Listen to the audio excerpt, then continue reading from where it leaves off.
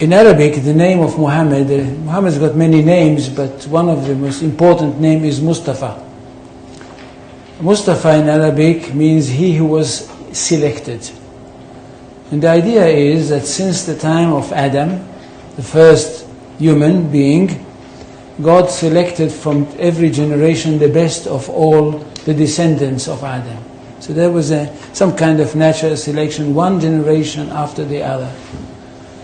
Until at the end, he selected the best of the best of the best of the best. And this is the Prophet Muhammad. And he chose him to give him his word, the exact word of God, and of course selected him to be the prophet that will bring to humanity the finest of all revelations. This is Islam. That we are talking about a culture which is highly rich, highly interesting, and highly rewarding. And that's what the most important thing.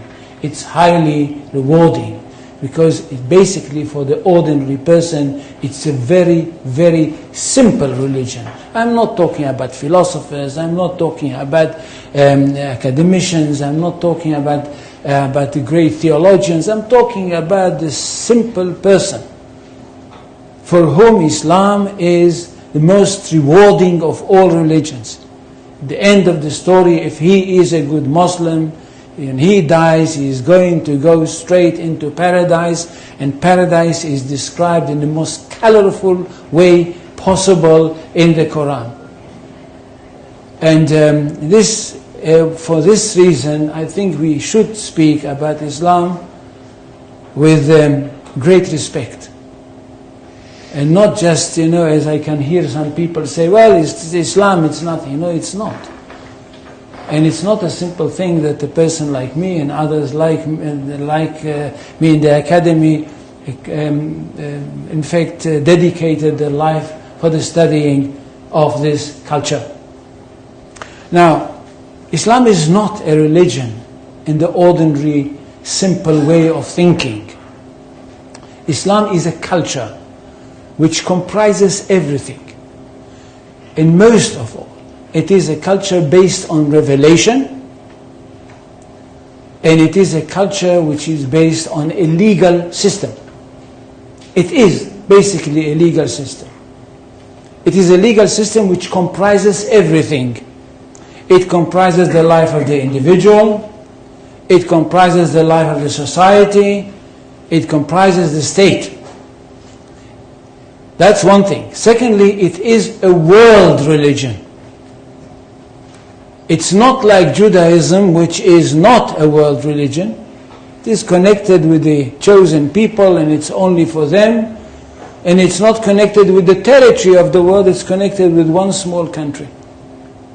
Islam is a world religion connected with the world, and it wants to establish world order. For Islam, the whole world is one state. And all the people of the world are those people who live in this one state. Now when Muhammad came with this idea, the words came from God to him. And it says, I don't know how many, do any people know Arabic here? They don't. So I will not quote in Arabic.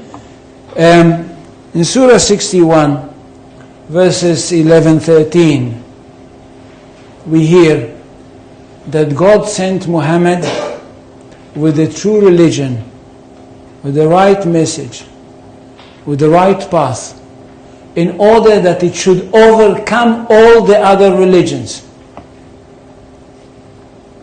Which means that there is only one truth. Jews and Christians, which are called the people of the book, had once their own truth, but they were not a very good custodians, and they falsified their books. That's why Allah had to send another prophet, a modern prophet, that should bring the last word of God and the only word of God to humanity. This is the Quran. Nothing can be superior to it. And because of that, this religion is regarded to be one that stands on top of everything else. In Arabic, they say, Al-Islam ya'lu wa la yu'la alayhi. Islam is superior, nothing can be superior to it. Which means we are talking about not only the final word of God, not only about the finest word of God, but the truest of all revelations.